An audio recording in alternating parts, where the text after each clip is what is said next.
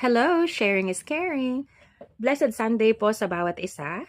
So sa video na ito, I am going to share with you and I am going to stress a very important fact pagdating sa sakit sa mata. Again, I am your Ate Celeste. Hindi po ako doktor sa mata. I am also a patient of retinal detachment and unfortunately, my right eye went blind because of the sickness, the retinal detachment. So let's get to it. Alam niyo mga kapatid, when it comes to eye disorders, eto, early detection is the key.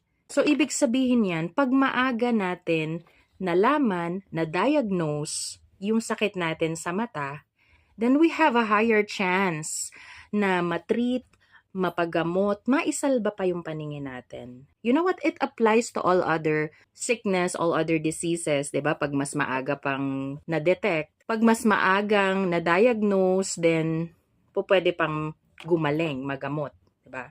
But let's talk about eye diseases, especially retinal detachment. Nabasa ko sa article online na 70%, take note, 70% ng eye diseases ay curable basta maagang na-detect. So 70% is a high number, 'di ba? Kumbaga, medyo mataas yung chance mo talaga na pwede pang maisalba yung paningin mo. So if you are seeing the symptoms of retinal detachment, yan, yung eye floaters, flashes of light, shadow, sudden blurred vision, punta ka na agad sa eye doctor mo, ipa-examine mo na yung mata mo, huwag mo nang patagalin. Kasi possible na meron ka ng damage sa retina mo. It's either may butas na yan, or may punit na, or pwedeng detach na.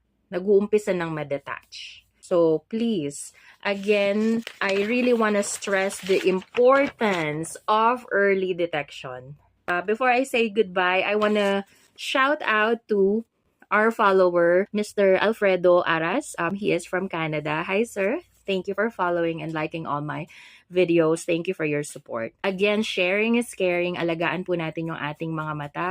If you find my videos helpful, please share it. Thank you so much. God bless. Bye.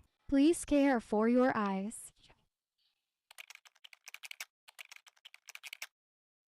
Sharing is caring.